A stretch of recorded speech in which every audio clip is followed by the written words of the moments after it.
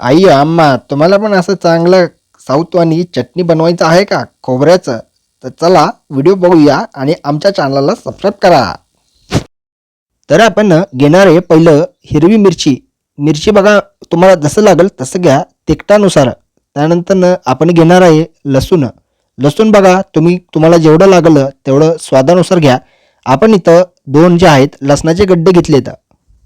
त्यानंतर आपण घ्यायचं खोबरं. तर खोबरं इथं मात्र तुम्ही नक्कीच चांगलं फ्रेशवालं घ्या. फोडून घ्या म्हणजे तुम्ही रेडीमेड ते कोरडंवालं आणू नका.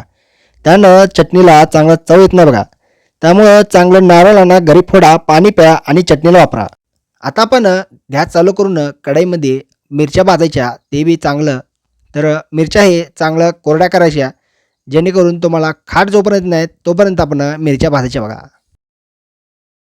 त्यानंतर आपण लसूण घालायचं आणि लसूण आणि मिरची भाजून चांगलं चांगलं ह्याला हलवायचं जेणेकरून त्याला तेल सुटेल आणि त्यानंतर त्याला जे आहे मिक्सरमध्ये घालायचं आणि चांगल्यापैकी ह्याला ग्राइंड करायचं. तर हे बघा आपलं चटणी जे आहे ते तयार झालेलं आहे. असं इथं थोडंसं पाणी राहतं आहे साईडला आणि कोरडं राहतं आहे. तर आता ह्याला आपण जे आहे असंच खाऊ शकताय किंवा फोडणी पण देऊ शकताय जेणेकरून ते चांगलं लागतं आहे चवीला. ही चटणी तुम्ही डोसा, इडली, वडा कशासोबत पण खाऊ शकताय.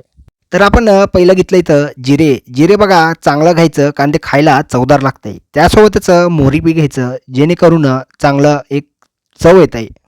आता यामध्ये थोडंसं तेल टाकायचं. तेल लई टाकू नका, थोडंच टाका. जरा चटणीचा अंदाज घ्या केवढी चटणी बनवायची आहे आणि त्यानुसार तुम्ही तेल टाका बघा. आता चटणी जी आहे त्यामध्ये चांगलं तेलामध्ये जे आहे हे जिरे मोहरी ह्याला चांगलं तडतड तडतड होऊ द्या. आणि मग त्यानंतर जे आहे ह्याच्यामध्ये पुढचं आपलं जे आहे ते कार्यक्रम करायचा आहे चटणीचा.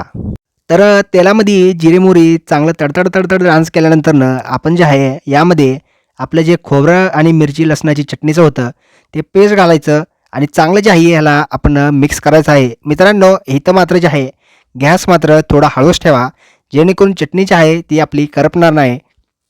आता या चटणीमध्ये तुम्हाला जर आंबटपणा आवडत असेल तर लिंबू किंवा चिंचेचं पाणी पण टाकू शकताय. आम्ही टाकलं नाही. आम्हाला असंच तिखट झणझणीत जी चटणी आहे ती लागत असते बघा. तर एक 10 मिनिटांनी त्याला जे आहे चांगलं हलवल्यानंतर तेल सुटते म्हणजे समजायची आपली चटणी चांगली तयार झाली आहे. तुम्ही ह्याला अशी पण खाऊ शकताय किंवा तुम्ही यामध्ये थोडंसं पाणी पण टाकू शकताय. ही आपली चटणी जी आहे ती तयार झालेली आहे. आम्हाला जे आहे यामध्ये जरा असं असं पातळ पातळ जे आहे चटणी आवडते बघा. त्यामुळं आम्ही जे आहे यामध्ये पाणी घातलं म्हणजे जेणेकरून चुरून जे आहे आपण इडली यासोबत खाऊ शकतोय. तर असं चांगलं चांगलं तुम्ही चटणी बनवा, तुमच्या घरच्यांना पण खाऊ घाला. इडली, वडा आणि सांबर ते पण सकाळ सकाळी नाश्त्याला जेणेकरून ते खुश होतील. तर मित्रांनो हा होता आपला व्हिडिओ. तुम्हाला हा व्हिडिओ कसा वाटला आम्हाला नक्की सांगा आणि अशाच चांगल्या चांगल्या व्हिडिओसाठी आपल्या चॅनलला सबस्क्राईब करा, व्हिडिओ लाईक करा. भेटूया पुढच्या व्हिडिओमध्ये. जय हिंद.